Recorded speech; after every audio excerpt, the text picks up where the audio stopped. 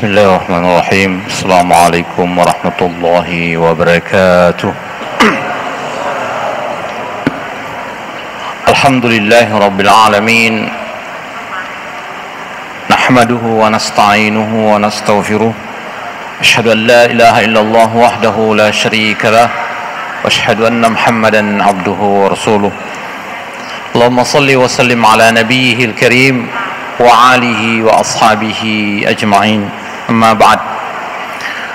Jamaah tarawih yang berbahagia, tak terasa pada malam hari ini kita berada pada malam yang ke-22 dari bulan suci Ramadan. Tentu saja kita berdoa kepada Allah Subhanahu wa taala sekaligus mengharap agar Allah Subhanahu wa taala senantiasa melimpahkan rahmat dan taufiknya kepada kita semua agar kita selalu dalam keadaan sehat walafiat dalam menjalankan ibadah Ramadan ini.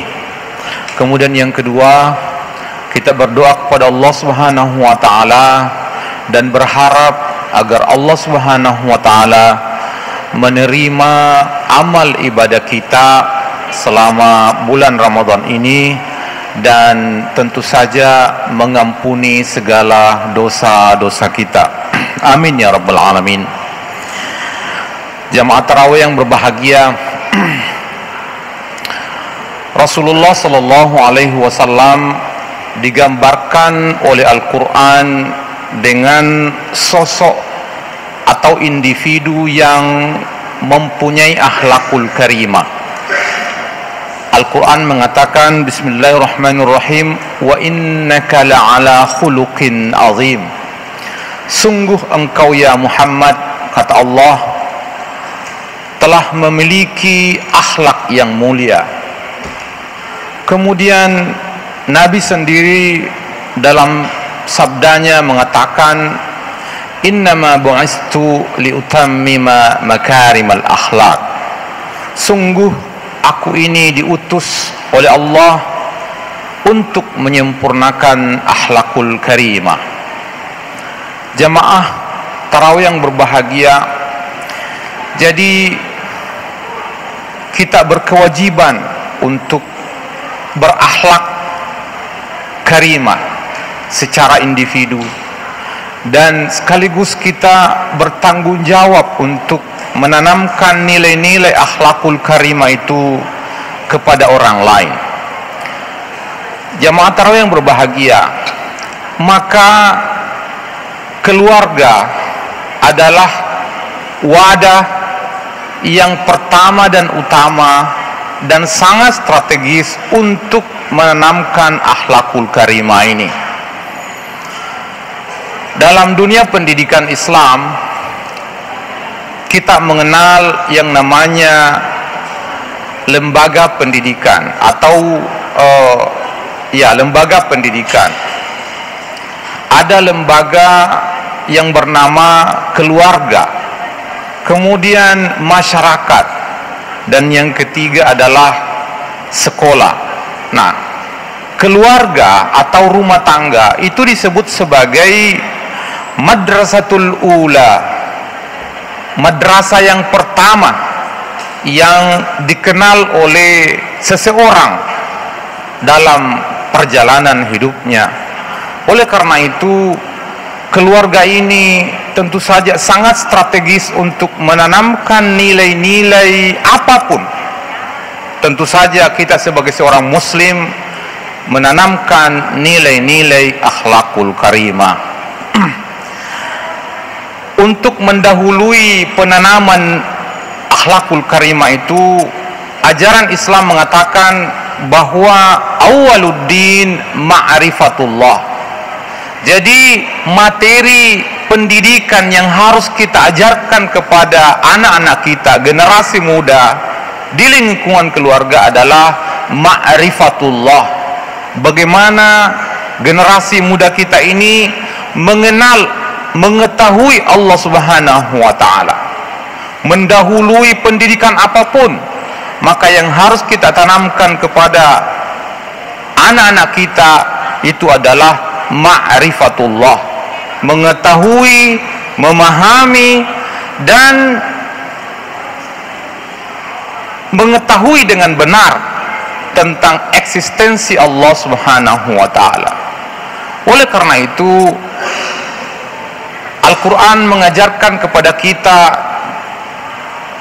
sosok seorang Luqmanul Hakim, Luqman yang sangat bijaksana, ketika beliau mengajarkan kepada anaknya tentang beberapa hal. Beliau mengatakan di dalam Al-Quran, ya bunayya la tusyrik billah. Jadi ajaran yang pertama diajarkan Luqmanul Hakim kepada anaknya adalah la tusyrik billah. Janganlah engkau musyrik kepada Allah. Tauhidkanlah Allah, perbaikilah tauhidmu, dan jangan sampai engkau jatuh ke dalam kemusyrikan.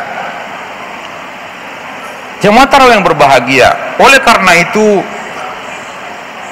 pendidikan yang paling utama dan pertama yang harus kita ajarkan kepada anak kita adalah tentang tauhid.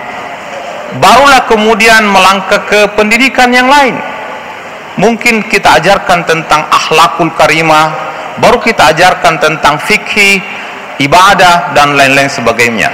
Tapi yang paling pokok adalah bagaimana mengajarkan anak kita itu, generasi muda kita, adalah akhlakul karimah, atau dalam pengertian tauhid kepada Allah Subhanahu wa ta'ala, yang disebutkan oleh Luqmanul Hakim sebagai la tusyrik billah. Janganlah engkau mensyirikatkan Allah Subhanahu wa ta'ala.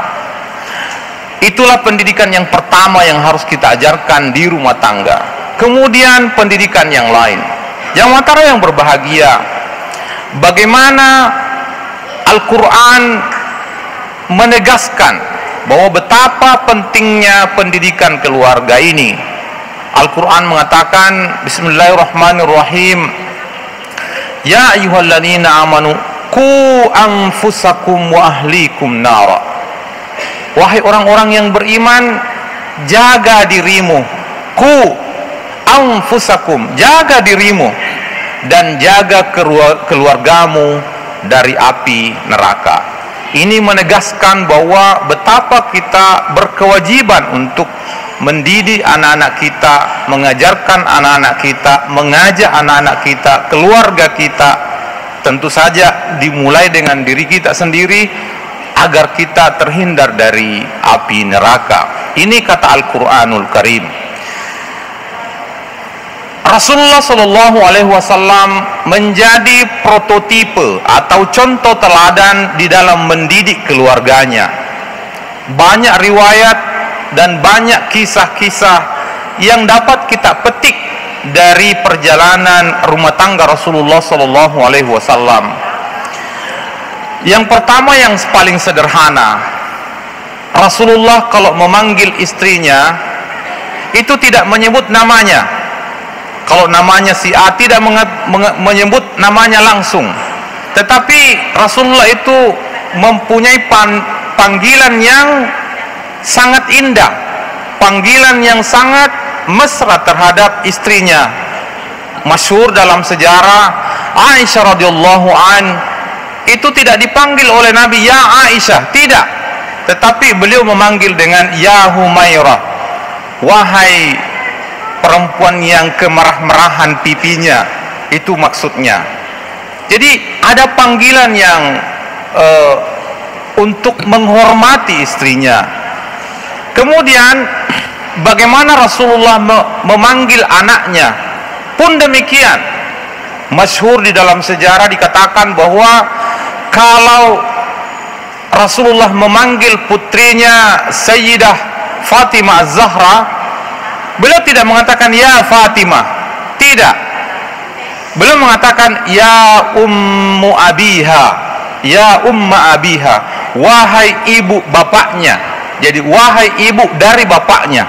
Jadi seolah-olah Nabi itu memposisikan anaknya Fatimah sebagai ibunya sendiri. Itu panggilan yang sangat luar biasa seorang ayah terhadap anaknya. Nah, itu contoh-contoh yang baik contoh-contoh yang diajarkan oleh Rasulullah Sallallahu Alaihi Wasallam di lingkungan keluarganya. Bagaimana Rasulullah memperlakukan pembantunya. Masyhur di dalam sejarah jamaah tarawih yang berbahagia, seorang sahabat Nabi namanya Anas bin Malik. Jadi ada dua nama yang mirip, ada Malik bin Anas, ada Anas bin Malik.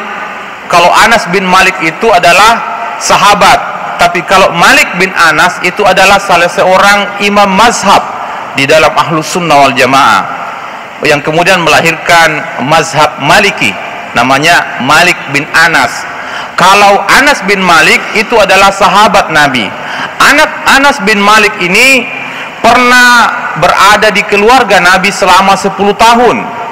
Setelah Rasulullah SAW wafat, sahabat yang lain berkata kepada Anas, "Ya Anas, ceritakan kepadaku bagaimana keluarga Rasulullah. Saya tahu engkau berada di keluarga Rasulullah selama 10 tahun. Kemudian Anas menjawab, "Saya selama melayani Rasulullah SAW dan keluarganya selama 10 tahun, satu kali pun tidak pernah Nabi mengatakan, 'Kenapa kamu lakukan ini?' atau 'Kenapa tidak kamu lakukan itu?' Jadi selama 10 tahun Nabi tidak pernah mengatakan, atau Nabi tidak pernah mengatakan kepada Anas, 'Ya Anas, mengapa kamu lakukan itu?' atau 'Mengapa kamu tidak lakukan begini?' Itu bagaimana Anas bin Malik ini menggambarkan bagaimana akhlak Rasulullah Sallallahu Alaihi Wasallam terhadap para pembantunya, terhadap orang-orang yang ada di lingkungan keluarganya. Oleh karena itu, tanggung jawab kita sebagai seorang orang tua, sebagai orang yang bertanggung jawab terhadap pendidikan anak-anak kita, marilah kita mendidik mereka dengan kasih sayang. Mari kita membekali mereka akhlakul karimah. Mari kita membekali mereka dengan pendidikan yang baik. Terakhir, jamaah tarawih berbahagia, suatu ketika Rasulullah Sallallahu Alaihi Wasallam memimpin salat jamaah. Kemudian ketika beliau sujud, jadi sujudnya lama sekali sujudnya, sampai sahabat itu khawatir, ini Rasulullah kok lama sekali sujud, kenapa tidak bangun-bangun? Kemudian pada akhirnya bangun juga. Kemudian salah seorang sahabat mengatakan, "Ya Rasulullah, mengapa engkau lama sekali sujud sehingga kami khawatir tentangmu ya Rasulullah?" Rasulullah mengatakan, "Tadi ketika saya sujud, cucu saya Hasan dan Husain naik di punggung saya, main-main di atas punggung saya Hasan dan Husain. Kalau saya bangun, saya khawatir dua cucu saya itu akan terjatuh." Nah, ini bagaimana Rasulullah SAW sampai dalam salatnya saja itu kemudian masih bercanda, dalam tanda petik bercanda dengan para cucunya. Nah, ini contoh yang sangat baik, contoh yang sangat mulia, contoh yang dapat kita ambil bagaimana memperlakukan keluarga sebagai pondasi dari masyarakat yang baik tersebut. Tentu saja kita tahu masyarakat yang baik terdiri dari keluarga-keluarga yang baik. Jamaah tarawih yang berbahagia, semoga ada manfaatnya apa yang saya sampaikan. Mohon maaf atas segala kekurangan. Hadanallahu wa iyyakum. Assalamualaikum warahmatullahi wabarakatuh.